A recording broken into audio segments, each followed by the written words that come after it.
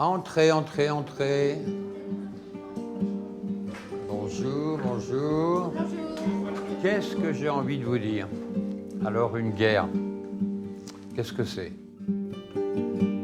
Oui? C'est un conflit entre deux pays. Voilà. À défaut de la comprendre vraiment, Jackie Lebas a très vite ressenti le besoin d'en montrer la cruauté. Ce matin, je vous emmène sur les ruines de l'école numéro 25, détruite complètement en pleine journée.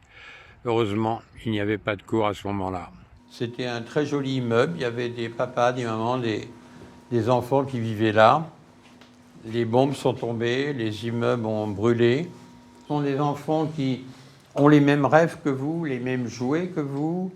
Et là, actuellement, leur vie de tous les jours est très compliquée. Ici, la guerre est loin, mais il est difficile de tenir les souvenirs à distance. Il est 15 heures et une épaisse fumée se dégage en banlieue de Jytomyr.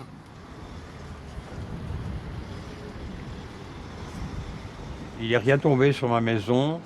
On a passé 17 nuits de bombardement dans la serre, dehors. Il faisait moins 20 degrés.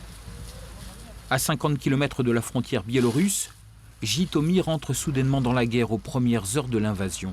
Sa maison était au mauvais endroit. Il n'aurait pas dû être là, juste à la limite des clôtures des casernes principales de la ville. C'est vrai que quelque part, quand on voit tout ce qui se passe là-bas, on se dit qu'on a la chance, nous, d'être tranquille, mais On la mesure, cette chance? j'espère. J'espère qu'on la mesure. Pour nous, la paix, c'est normal.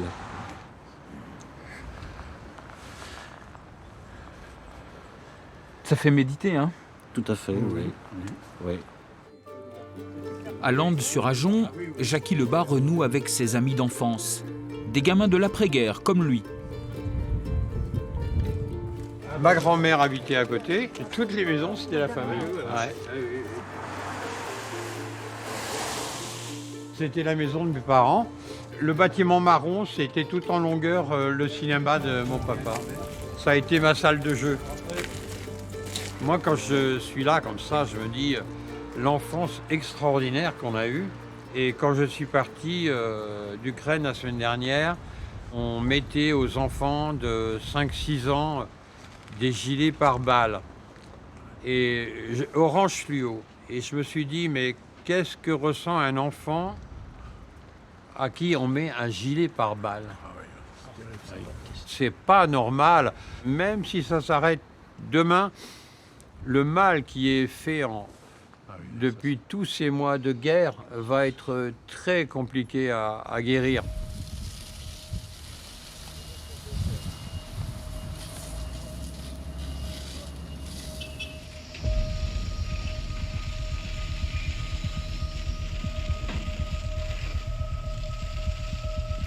Derrière ce grand-père, il y a une maison qui est détruite et la femme de ce monsieur est sous la maison et cette petite fille n'a plus de grand-mère.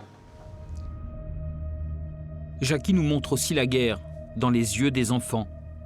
Les regards sont vides, hébétés, éteints.